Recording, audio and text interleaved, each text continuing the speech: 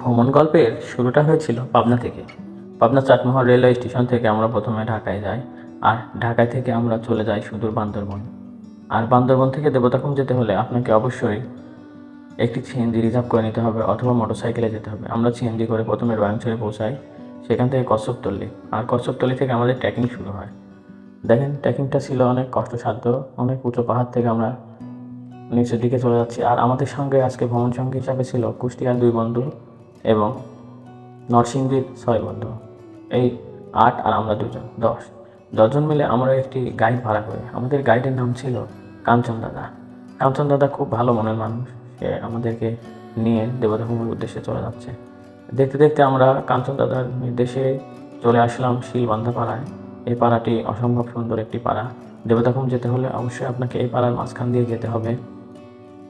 আর এই পাড়ার সংস্কৃতি এবং ঐতিহ্য মনোমুগ্ধকর, এবং এখানে সেদিন একটি রীতির বিবাহ উৎসব চলছিল। কাঞ্চন দাদা বলল, দাদা এখানে ভিডিও করেন, কোনো সমস্যা নেই। দেখেন কাঞ্চন দাদা আমার সামনে হেঁটে যাচ্ছে, আমি তাকে অনুসরণ করে এই পাড়ার মাঝখান দিয়ে যাচ্ছি। বান্দরবনের গহীনে অনেক পাড়া আছে, ঝিরি আছে, সেগুলো যদি দেখতে চান তাহলে অবশ্যই আপনাকে সময় নিয়ে আসতে হবে। আর দেবতাখুম যাওয়ার পথে এই পাড়াটি পড়ে, এখানে ছোটো ছোটো বাচ্চারা খেলাধুলা করছে। শিলবান্ধা পাড়ার পেরোলে আমরা আরেকটি ট্রেকিং পথ আছে, সেটিও অনেক সুন্দর। দেখেন শিলবান্ধা পাড়ার মাঝখানে তারা যে সকল বাড়িগুলো আছে, বাড়িগুলো মাটি থেকে অনেক উঁচু। এখানে বন্যপ্রাণীর আক্রমণ হয়, তাই তারা এই মাটি থেকে পাহাড়িরা অনেক উঁচুতে বাড়ি করে। শিলবান্ধা পাড়া পেরোলে আমরা যে ঝিরিপথটি দেখতে পাচ্ছি, এই ঝিরিপথের পাশ দিয়ে আমাদেরকে যেতে হবে ট্রেকিং করে অনেক দূর পর্যন্ত। দেখেন সামনে সবাই যাচ্ছে। ঝিরিপথের পানি অনেক স্বচ্ছ এবং পরিষ্কার এবং অনেক ঠান্ডা, শীতল পানি। আমরা ইতিমধ্যে অনেক গরম অনুভব করছি, দেখেন প্রচণ্ড রোদ পড়ছে। আর এই সময় যদি আমরা এই ঠান্ডা পানি পাশ দিয়ে যাই, দেখেন এখানে একটি ছোট্ট একটি ব্রিজ করা হয়েছে এই পাড়ার, এবং পানিটা কত স্বচ্ছ। আমরা যেখানে যাচ্ছি দেবতাখুম, সে দেবতাখুমের প্রথম গেট আমরা পেয়ে গেলাম। দেখেন দর্শক সমাগম অনেক ছিল দেবতাখুমে। প্রতিদিনই প্রচুর পরিমাণ দর্শক হয়, আজকেও ছুটির দিন সপ্তাহে, তাই দর্শক অনেক ঢাকা থেকে, বাংলাদেশের বিভিন্ন এলাকা থেকে এই দেবতাখুম দেখতে আসে। আমাদের আই লাভ দেবতাখুম এই স্পটটিতে আমরা ইতিমধ্যে পৌঁছে গেছি। আর পৌঁছালেই হবে না, আমাদেরকে আরও ট্রেকিং করতে হবে, প্রচুর পরিমাণ হাঁটতে হবে। ভালো কিছু দেখতে হলে অবশ্যই পরিশ্রম করতে হয়, তাই আমরা আপনাদের ভালো কিছু দেখানোর জন্য নিয়ে যাচ্ছি। তাই দয়া করে পাশে থাকবেন, সামনে অবশ্যই ভালো কিছু আছে। বান্দরবনের দেবতাখুম অসম্ভব অপার সৌন্দর্যের একটি নীলাভূমি। অনেক দিন ধরে আমার ইচ্ছা ছিল যে আমি দেবতাখুমে ভ্রমণে যাব, এই ট্রেকিংটা, তাই আমার কাছে কিছুই মনে হচ্ছে না। দেখেন এখানে যদি আপনার বাড়ি হয় এবং সিঁড়ি হয়, আপনার পথে না ভালো লাগবে। সত্যি কথা বলতে কি, হাঁসগুলো দেখতে অনেক সুন্দর লাগছিল, এবং পাহাড়ের আঁকাবাঁকা পাথরের পথ। অবশ্যই এখন বৃষ্টি নেই, বৃষ্টি হলে অবশ্য আমাদের পথ চলাটা আরও কঠিন হয়ে যেত। আমরা দীর্ঘক্ষণ ধরে হাঁটছি, তাই এখানে হাঁটলে আপনি অবশ্যই সঙ্গে খাবার নিয়ে আসবেন এবং পানির বোতল নিয়ে আসবেন। মাঝখানে অবশ্যই আমরা একটি বিশ্রাম নিয়েছিলাম। দেখেন আমরা আরেকটি সিঁড়ি পার হচ্ছি, সামনেই হয়তো আমাদের সেই কাঙ্ক্ষিত দেবতাখুম পেয়ে যাব। আমাদের চড়াই উতরাই পেরিয়ে নানান আমাদের কাঞ্চন দাদা আমাদেরকে নিয়ে আসছে দেবতাখুম। বন্ধুরা, আমরা অবশ্যই দেবতাখুম চলে এসেছি, আর এখানে আসতেই আমরা শরীর মন শীতল হয়ে গেল।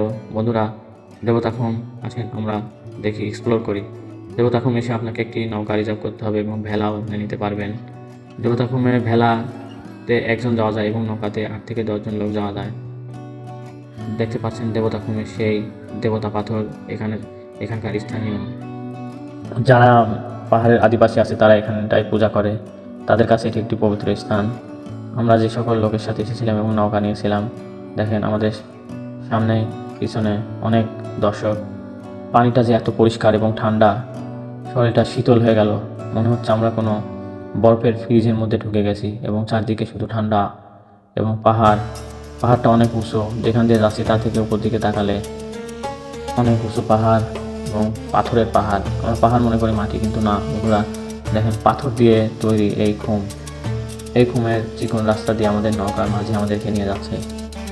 এবং কুষ্টিয়ার এই বন্ধুটা অনেক প্রফুল্ল, সে প্রাণবন্ত। আর দেবতাখুমের যে কারণে এই খুমের নামটি হয়েছে দেবতা খুম। দেখেন আমরা সামনে দেখতে পাচ্ছি দেবতা পাথর। স্থানীয় যে শিলবান্ধা পাড়ার উপজাতিরা আছে তারা এই খুমে এটার জন্য দেবতা খুম নাম দিয়েছে। আর দেবতা খুমের অপার সৌন্দর্য দেখতে হলে আপনাকে ভেলা অথবা নৌকা নিতে হবে। পানি স্বচ্ছ কতটা পরিষ্কার তা নিশ্চয় উপলব্ধি করতে পারছেন। দেবতা খুমে আমরা একটি নৌকায় উঠেছি। আমরা যে সকল বন্ধুদের সাথে এসেছি দেখেন নৌকার মাঝে আমাদের পিছন থেকে বইটা বেয়ে নিয়ে যাচ্ছে, আর আমরা এই নৌকায় যাচ্ছি এবং সৌন্দর্য উপভোগ করছি। চারিদিকে উঁচু পাহাড়, মাঝখান দিয়ে স্বচ্ছ নীলাভ পানি। আল্লাহর সৃষ্টি এতই সুন্দর, আলহামদুলিল্লাহ। আর কুমির রাজ্যে দেবতা খুম অন্যতম। সকল কুমির রানী হচ্ছে দেবতা খুম।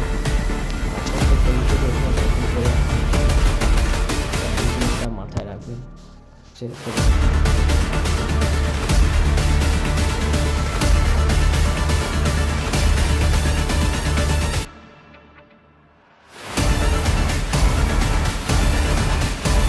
পাহাড়ের সৌন্দর্য, নদীর সৌন্দর্য সব কিছু যদি একসাথে দেখতে চান, ঝর্ণার সৌন্দর্য, তাহলে অবশ্যই আপনাকে বান্দরবন আসতে হবে।